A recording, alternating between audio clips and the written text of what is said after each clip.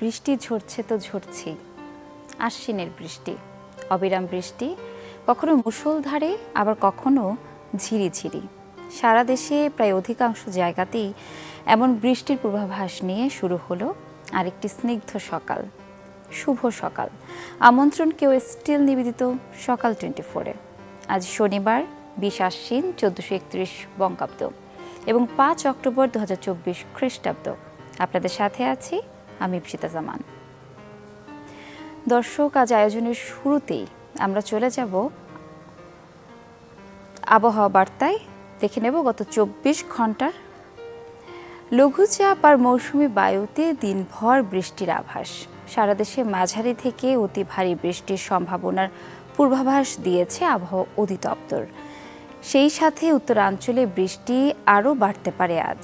চলুন সকাল সকাল দেখে নিয়ে গেল 24 ঘন্টার আবহাওয়ার তথ্য, আজকের আবহাওয়ার পূর্বাভাস।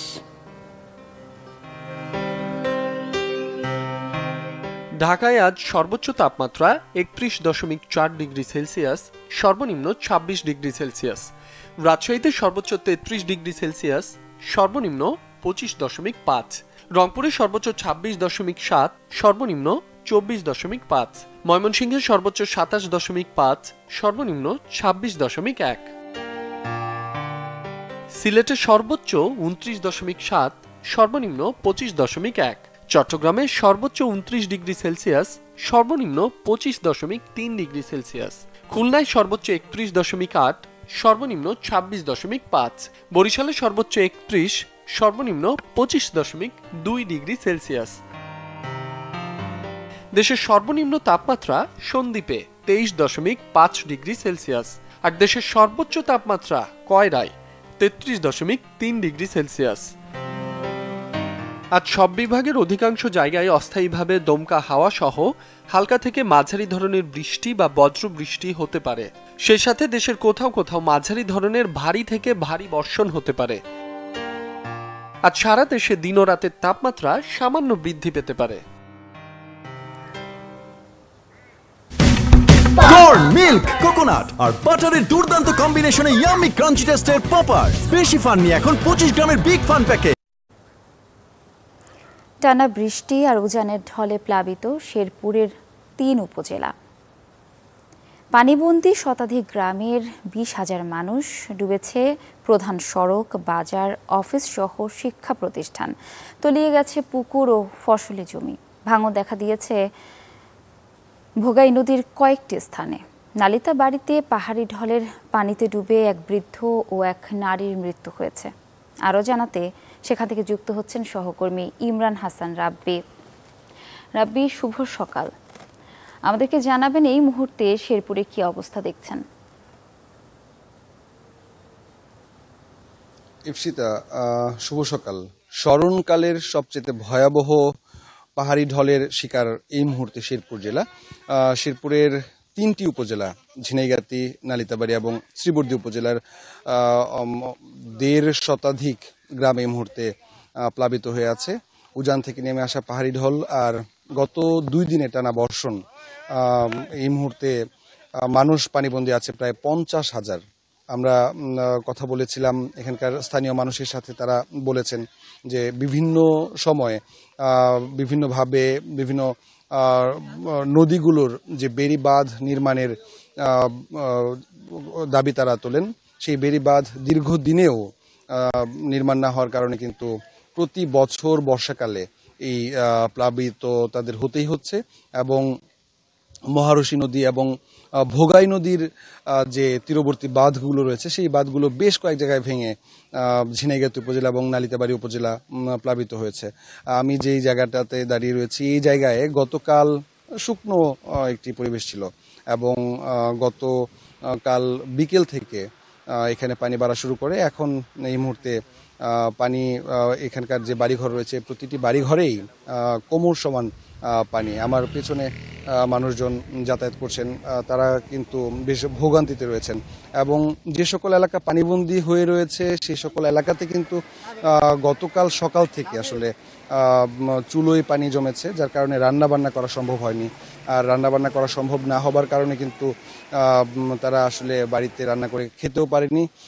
পানিবন্দী এলাকাগুলোতে এই মুহূর্তে শুকনো খাবার এবং সুপেয় পানির বেশ একটি অভাব দেখা দিয়েছে। আমরা স্থানীয় প্রশাসনের সাথে কথা বলেছি, তারা বলেছে উদ্ধার কাজ চলছে এবং আশ্রয় কেন্দ্রগুলোতে শুকনো খাবার সরবরাহ করা হবে খুব দ্রুত সময়ের মধ্যে। একই সাথে শেরপুরে যে বিভিন্ন স্বেচ্ছাসেবী সংগঠন রয়েছে সেই সংগঠনের পক্ষ থেকেও কিন্তু উদ্ধার তৎপরতা চালানো হয়েছে, বিজিবি কাজ করছে এবং একই সাথে ফায়ার সার্ভিসের কর্মীরাও কিন্তু কাজ করছে। গত রাত ভর ঝিনাইগাতি উপজেলা এবং নালিতাবাড়ী উপজেলার বিভিন্ন জায়গায় পানিবন্দী মানুষকে আশ্রয় কেন্দ্রে নেওয়ার জন্য স্বেচ্ছাসেবীরা কাজ করেছেন আমরা দেখেছি।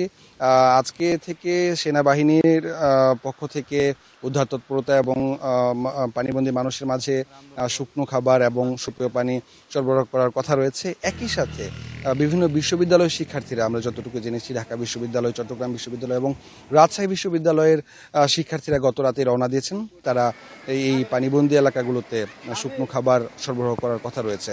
আমরা কৃষি বিভাগের সাথে কথা বলেছি, তারা বলেছেন অন্তত 20,000 হেক্টর জমির রোপামন এবং প্রায় 13,000 হেক্টর যে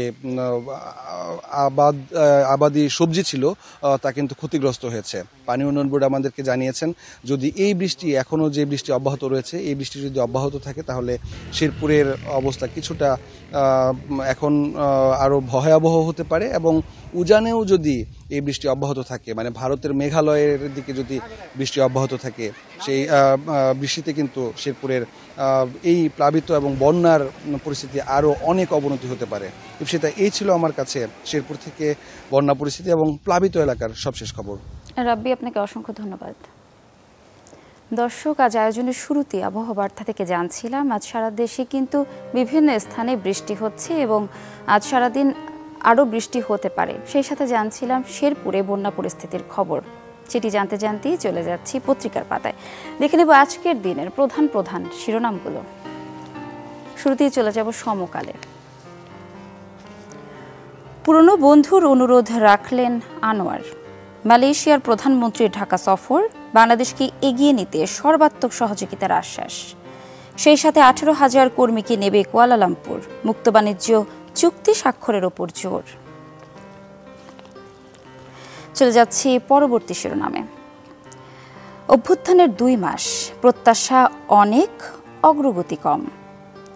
ছাত্র জনতার অভ্যুত্থানে নারীও দিয়েছে প্রাণ। যেমনটি জানছিলাম, শেরপুরের 2 উপজেলা হঠাৎ প্লাবিত, মৃত্যু 2। সংস্কার কমিশনে নাখোশ বিএনপি সহ কয়েক দল। আজ প্রধান উপদেষ্টার সংলাপ, ইসি সংস্কার কমিশনে টুলি ও আলিমে আপত্তি। উপদেষ্টা মজুমদার ডিজি সিদ্দিকীকে ক্ষোভ, ডাক পায়নি জাতীয় পার্টি। যাচ্ছি পরবর্তী পত্রিকায়। আমার হাতে আছে প্রথম আলো। দেখে নেব প্রথম আলোর প্রধান শিরোনামগুলো। সড়কে দুর্নীতি নেপথ্যে কাদের সহ প্রভাবশালীরা। সড়ক সেতু নির্মাণ ও মেরামত, 12 বছরে সড়কে ব্যয় 83,000 কোটি টাকা। কাজ পেয়েছে 15 প্রতিষ্ঠান। আশীর্বাদ ছিল কাদের, শেখ সেলিম, শেখ হেলাল, তারিক সিদ্দিকের। সংস্কার কমিশনগুলো রোববার থেকে কাজ শুরু করতে পারে। তার পাশেই দেখতে পাচ্ছি ভোটে জিতলে জাতীয় সরকার গঠন করবে বিএনপি। বিশেষ সাক্ষাৎকারে মির্জা ফখরুল ইসলাম আলমগীর। 18,000 কর্মী নেওয়ার আশ্বাস মালয়েশিয়ার প্রধানমন্ত্রীর।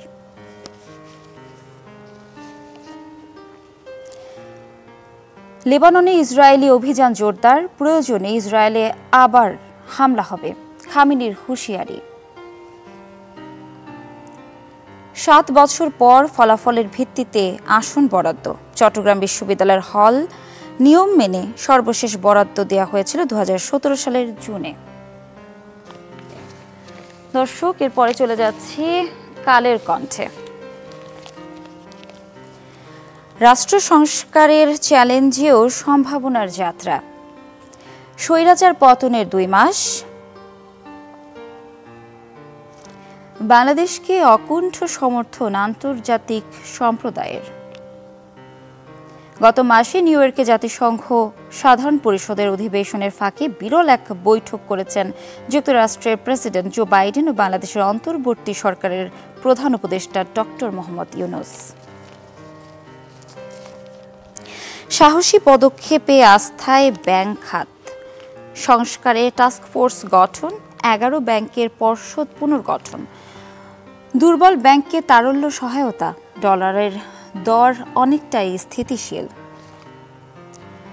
জনগণের কোনো অভিপ্রায় এখনো বাস্তবায়িত হয়নি। দর্শক, চলে যাচ্ছি পরবর্তী পত্রিকায়। আমার হাতে আছে দৈনিক ইত্তেফাক। 18,000 কর্মী নেওয়ার বিষয় বিবেচনা করবে মালয়েশিয়া, বাংলাদেশ সফরে আনোয়ার ইব্রাহিম। এবার একটি খেলার খবর। টি-20তে আজ বাংলাদেশের ইংলিশ পরীক্ষা। ক্যান্টিনের খাবারেই কোলাই সহ 14 ধরনের ক্ষতিকর জীবাণু। ডিএনএ রিপোর্ট প্রমাণে সাক্ষ্য দিতে হবে প্রস্তুতকারীকে, হাইকোর্ট জানিয়েছেন। দর্শক, এই ছিল কালের দৈনিক ইত্তেফাকে। এবার আমার হাতে আছে বণিক বার্তা। রাশিয়া কি আওয়ামী লীগের বৃত্ত থেকে বের হতে পারবে? 5 অর্থ বছরে বাংলাদেশের সঙ্গে রাশিয়ার বাণিজ্য। তা সে দেখছি, যেমনটি বাকি পত্রিকাগুলোতে পড়ছিলাম, মালয়েশিয়ার প্রধানমন্ত্রীর ঢাকা সফর, রাজনীতি, বাণিজ্য ও সাংস্কৃতিক সহযোগিতা নিয়ে আলোচনা। আওয়ামী লীগ সরকারের পতনের 2 মাস, জুলাই আগস্টের আন্দোলনে অনন্য ছিলেন যারা, তাদের ছবি এখানে দেখানো হচ্ছে। ইয়েমেনে হুথিদের লক্ষ্যবস্তুতে মার্কিন বিমান হামলা।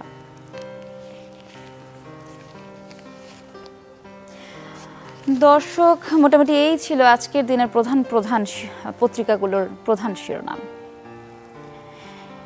সাজেক ভ্রমণে পর্যটকদের নিরুৎসাহিত করা হয়েছে রাঙ্গামাটি জেলা প্রশাসন থেকে। 24 সেপ্টেম্বর থেকে কয়েক দফায় আইন শৃঙ্খলা সভায় এই বার্তা দেওয়া হয়েছে। আমরা রাঙ্গামাটির পর্যটন পরিস্থিতি জেনে আসি। পর্যটন পরিস্থিতি জানাতে সেখান থেকে যুক্ত হচ্ছেন সহকর্মী জিয়াউল হক। জিয়া, শুভ সকাল। এই মুহূর্তে সেখানের পর্যটন পরিস্থিতি কি দেখছেন? পর্যটকরা আসছে কিনা এবং কি বলছে, এবং সর্বশেষ কি পরিস্থিতি দেখছেন?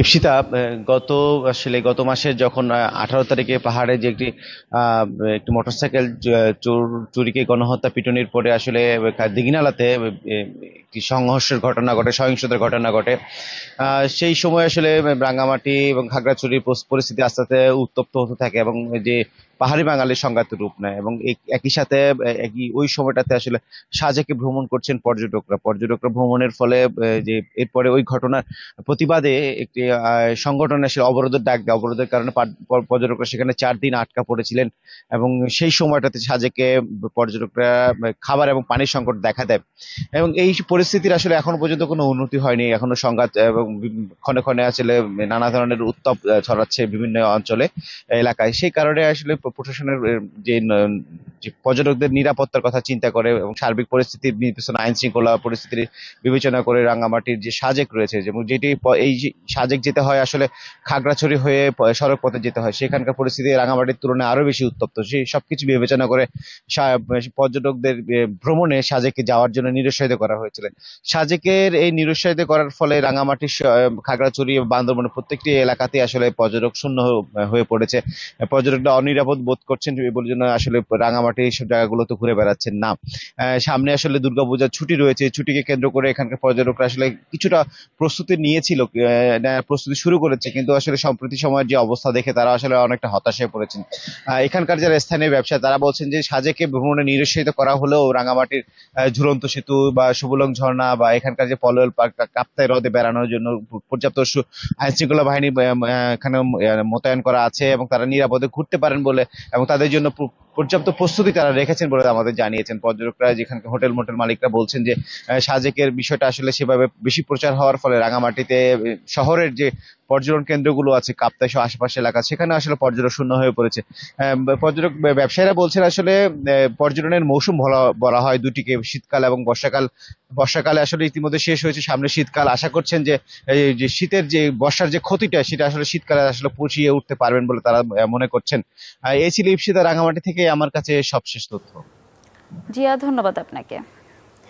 দর্শক, সাজেকের বর্তমানে পর্যটন পরিস্থিতি জানছিলাম। কেওএস স্টিল নিবেদিত সকাল 24-এর সময় হলো একটি বিরতির, ফিরছি একটু পরেই।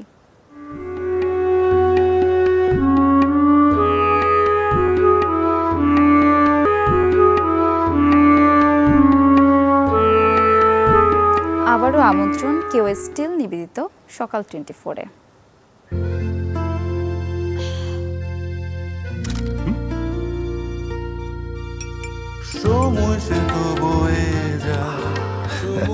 এভাবেই সময় পাল্টে যায়, কিন্তু ডিপ্লোমা সেই একই স্বাদে, একই মানে যুগ যুগ ধরে রয়ে যায়। New Zealand dairy, excellence in quality. মণ্ডপে মণ্ডপে চলছে শারদীয় দুর্গোৎসবের শেষ মুহূর্তের প্রস্তুতি। পূজা প্রস্তুতির খবর জানতে নাটোর থেকে যোগ দিচ্ছেন সহকর্মী দেবাশিস কুমার সরকার। দেবাশিস, শুভ সকাল। শেষ মুহূর্তের প্রস্তুতি কেমন দেখছেন? নিশ্চয়ই কারিগররা এই মুহূর্তে ভীষণ ব্যস্ত, এবং কেনাবেচা কেমন দেখছেন? সব মিলিয়ে আমাদের জানাবেন। ইপসিতা, শুভ সকাল। আমি এখন রয়েছি নাটোরের যে সবচেয়ে বড় পাল বাড়ি, সেইখানে রয়েছি, নিমাই চন্দ্র পালের বাসায়। এখানে দেখতে পাচ্ছি যে আসলে প্রতিমা প্রস্তুত হয়ে রয়েছে মন্দিরে উঠবার জন্য। এর মধ্যে কিছু কিছু মন্দিরে প্রতিমা উঠে গেছে এবং কিছু কিছু মন্দিরে প্রতিমা উঠবার অপেক্ষায় রয়েছে। যে সমস্ত মন্দির কর্তৃপক্ষ রয়েছে তারা কিন্তু এরই মধ্যে পালবাড়িতে এসে তাদের প্রতিমা নিয়ে গেছেন। তবে খুব কাছে পিঠে যে সমস্ত মণ্ডপ রয়েছে তাদের প্রতিমা এখনো শেষ মুহূর্তের আলপনা চলছে আর কি। এছাড়া পূজার প্রস্তুতি বলতে নাটোর জেলা জুড়ে এবছর প্রায় 350টি পুজোর আয়োজন করা হয়েছে, পূজা মণ্ডপ আয়োজন করা হয়েছে এবং নিরাপত্তা ব্যবস্থা জোরদারের লক্ষ্যে সকল প্রশাসনের সকল শাখার পাশাপাশি কিন্তু এবার বিশেষ আয়োজন উপলক্ষে সেনাবাহিনী মোতায়েন রয়েছে। এছাড়া যে পূজার কেনাকাটার ব্যাপারে যেটা বলছিলেন যে প্রতি বছরের মতো এবারও পূজার কেনাকাটা খুব ভালো এবং ব্যাপকভাবে আশা করেছিলেন এখানকার ব্যবসায়ী সহ সবাই। কিন্তু আসলে এই সরকার পরিবর্তনের পরবর্তী সময়ে যে সারা দেশে একটি যে বিরাজমান পরিস্থিতি এবং বিভিন্ন ফেসবুক সহ সামাজিক যোগাযোগ মাধ্যম এবং যে বিষয়গুলো রয়েছে সংবাদ মাধ্যম, সেগুলো নিয়ে বিভিন্ন জায়গায় সংখ্যালঘু নির্যাতনের যে খবর, সেই খবরের প্রেক্ষিতে কিন্তু হিন্দুদের যে পুজোকালীন যে বিষয়টা সেটা কিন্তু একটু কম পরিলক্ষিত হচ্ছে। কারণ জেলা প্রশাসনের পক্ষ থেকে গত এক সপ্তাহ আগে কিন্তু 360টির মতো মন্দিরে পূজার আয়োজনের কথা বলা হলেও এখন কিন্তু বলা হচ্ছে যে 350টি মণ্ডপে পূজার আয়োজন হবে। এছাড়া প্রতি বছরই কিন্তু এই পালবাড়িতে বিশেষ বিশেষ প্রতিমা চাহিদা অনুযায়ী প্রতিমা তৈরি হয়। এবারের যে বিশেষত্ব আপনারা দেখতে পাচ্ছেন সেটা হচ্ছে যে প্রতিমা ধান দিয়ে তৈরি হয়েছে এবারের প্রতিমা। এখানকার যে নাটোরের যে বেশ কয়েকটি পূজা মণ্ডপ রয়েছে তাদের মধ্যে শৌখিন এবং ব্যতিক্রমী পুজোর আয়োজন করে থাকে বৈকালী সংঘ এবং রবি সুতম সংঘ। এবার এই ধান দিয়ে যে প্রতিমাটা তৈরি করেছেন আমাদের যে পাল, বিশ্বজিৎ পাল, নিমাই চন্দ্র পালের যে ছেলে, তার সঙ্গে আমরা একটু কথা বলবো আসলে প্রতিমাটা কেন তৈরি হয়েছে। নতুনত্ব একটা করার আমার উত্তরবঙ্গে নাটোরে হয়নি কোনো, এই জন্য উৎপাদিত হয়ে কমিটিরও একটা আশা ছিল যে আমরা নতুনত্ব একটা ধান দিয়ে প্রতিমা তৈরি করা, সেবার চেষ্টা করলাম। ধান দিয়ে প্রতিমা তৈরির এই প্রচেষ্টা চলবে, বৈচিত্র্য আনবে এবং ভক্তদের মনে প্রভাব ফেলবে। কারণ এই ধান হচ্ছে বৈচিত্র্যের প্রতীক এবং ধান হচ্ছে সমৃদ্ধির প্রতীক। এই সমৃদ্ধি নিয়ে আসুক এই দুর্গা পূজার মধ্যে দিয়ে সারা দেশে শান্তি ফিরে আসুক, এমনটাই প্রত্যাশা স্থানীয় হিন্দুদের। এই ছিল সর্বশেষ পরিস্থিতি। ধন্যবাদ আপনাকে। দর্শক, নাটোর থেকে জানছিলাম শারদীয় দুর্গোৎসবের শেষ মুহূর্তের প্রস্তুতির খবর। আজ 5 অক্টোবর। আজ আপনাদের যাদের জন্মদিন সবাইকে জানাই জন্মদিনের অনেক অনেক শুভেচ্ছা। সেই সাথে জেনে আসবো আজ আপনাদের সাথে কোন কোন বিশিষ্ট ব্যক্তিদের জন্মদিন। আজকের এই দিনে জন্মগ্রহণ করেন জার্মান কারুশিল্পী এবং 19 শতকের বিপ্লবী ভিলহেলম ভাইটলিং। তিনি মার্কিন যুক্তরাষ্ট্রে দর্জি শ্রমিক, সমাজকর্মী এবং আবিষ্কারক হিসেবে কাজ করতেন। মার্ক্সবাদী দর্শনের উঠতি ছাত্র কার্ল মার্কস এবং ফ্রেডরিক এঙ্গেলস দ্বারা প্রশংসিত ও সমালোচিত হয়েছিলেন এই ভাইটলিং।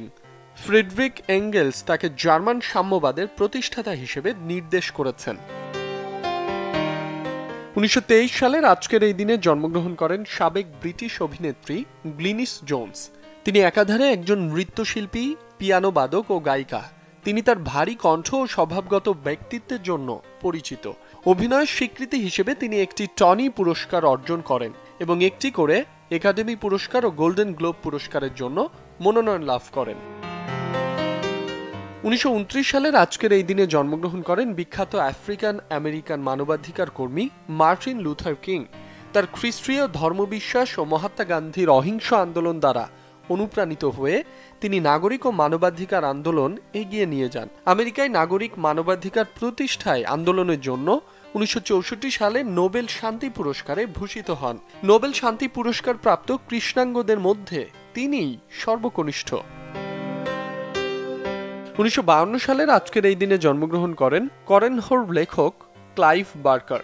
এরপর থেকে তিনি অনেক উপন্যাস ও অন্যান্য রচনা লিখেছেন। তার কথা সাহিত্য চলচ্চিত্রগুলিতে অভিযোজিত হয়েছে, বিশেষ করে হেলরাইজার সিরিজ, যার প্রথম কিস্তি তিনি লিখেছেন এবং পরিচালনাও করেছেন, এবং ক্যান্ডিম্যান সিরিজ। তিনি গডস অ্যান্ড মনস্টার্স চলচ্চিত্রের জন্য একজন নির্বাহী প্রযোজকও ছিলেন, যেটি সেরা অভিযোজিত চিত্রনাট্যের জন্য একাডেমি পুরস্কার জিতেছিল। 1975 সালের আজকের এই দিনে জন্মগ্রহণ করেন ইংরেজ অভিনেত্রী এবং অনিয়মিত গায়িকা কেট এলিজাবেথ উইন্সলেট। নিজ পেশা জীবনে বিভিন্ন রকম চরিত্রে রূপদানের জন্য তিনি সুপরিচিত। বিশেষ করে কিছু চলচ্চিত্রে তার অভিনয় শৈলী সমালোচকদের দৃষ্টিতে সংবর্ধিত হয়েছিল। তার 22 বছর বয়সে তিনি ছিলেন সর্বকনিষ্ঠ অভিনেত্রী যিনি 2টি অস্কার মনোনয়ন পেয়েছেন। 33 বছর বয়সে তিনি হন সর্বকনিষ্ঠ অভিনয় শিল্পী যিনি লিঙ্গ নির্বিশেষে 6 বার অস্কার মনোনয়ন পেয়েছেন। বাংলাদেশ অর্কিড সোসাইটির উদ্যোগে রাজধানীর গুলশানে চলছে 2 দিনের অর্কিড প্রদর্শনী। গতকাল থেকে শুরু হওয়া এই মেলা চলবে আজও। দর্শনার্থীর জন্য উন্মুক্ত থাকছে সকাল 10টা থেকে সন্ধ্যা 6টা পর্যন্ত। জিনিয়া কবির সূচনার রিপোর্ট, ক্যামেরায় ছিলেন সবুজ হোসেন।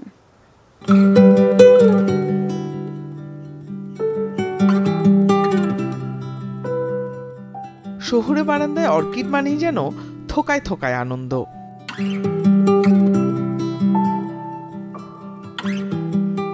ড্যান্সিং ডল, মোকারা, ক্যাটলিয়া কিংবা ডেনড্রোবিয়াম, আরও কত কত নাম ভিনদেশি এ ফুলের। শুভ্র সাদা, বেগুনি, লাল হলদে, কোনোটি আবার মিষ্টি গোলাপি। এমন সব বাহারি রঙা অর্কিড গাছের মেলা বসেছে রাজধানীর গুলশানে। শুক্র শনিবার ছুটির দিনে এমন আয়োজনে মুগ্ধ দর্শনার্থীরা। বলে রাখে যে আগে একটু জানিয়ে রেখেন কবে হবে, আমরা যাব, আসে, এবং তারা ফিক্সড আসেই। কিছু মেম্বার আছেন। অনেকগুলো অর্কিডের নামও জানি না, এখানে এসে নামগুলো জানলাম। মেলায় নানান প্রজাতির অর্কিড গাছের দাম বেঁধে দিয়েছেন আয়োজকরা। বিভিন্ন প্রকার বিভিন্ন জাতির অর্কিডসগুলো তারা দেখতে পাচ্ছে এবং এদের সম্বন্ধে জানতে পারছে, এবং জেনে এরা কী করে অর্কিডস গ্রো করবে, কী করে এটার টেক কেয়ার করতে হবে। যার একটা আছে সে 10টা চায়, 10টা থাকলে 20টা চায়। তাই এই একটা মেলা আছে যেখানে সব প্রেমীরা আসে, তারা ক্রয় করে এবং আইডিয়াস এক্সচেঞ্জ করে। কেবল মনের খোরাকি নয়, অর্কিডের বাণিজ্যিক গুরুত্বটাও কম নয়। তাই এবারে প্রতিপাদ্য বারান্দা ছাড়িয়ে বাণিজ্যিকভাবে অর্কিড চাষ। অর্কিড যেরকম দামি, এটাকে সাবধানে ব্যবহার করতে হয় এবং উপলব্ধি করতে হয়, সেইভাবেই তোমার এটা নাড়াচাড়া করবে, তোমাকে এটা অনেক আরাম ফিরিয়ে দিবে। অনেকে স্বাবলম্বী হয়েছে, অনেক মহিলারা এম্পাওয়ার্ড হয়েছে এবং ছোট ছোট বাগান গড়ে তুলেছে, এবং এটা অর্থনৈতিকভাবে অর্কিডটার বাণিজ্যিক যে প্রসারণা এটা বিশাল। সারাদিনের কর্মব্যস্ততা আর যান্ত্রিকতায় মানসিক অবসাদে মনের খোরাক হতেই পারে বারান্দায় ঝুলে থাকা অর্কিড। তবে কেবল শখই নয়, এর অর্থনৈতিক গুরুত্ব বিবেচনা করে পুরো পৃথিবীতে বাংলাদেশ অর্কিডকে ছড়িয়ে দিতেই বাংলাদেশ অর্কিড সোসাইটি প্রতি বছর এই অর্কিড শো এর আয়োজন করে থাকে। জিনিয়া কবির সূচনা, চ্যানেল 24, ঢাকা। কেওয়াই স্টিল নিবেদিত সকাল 24-এর সময় হলো বিদায়ের। দেখা হবে আগামী পর্বে নতুন সব তথ্য ও আয়োজন নিয়ে। সেই পর্যন্ত ভালো থাকুন, সুস্থ থাকুন, চ্যানেল 24-এর সাথেই থাকুন।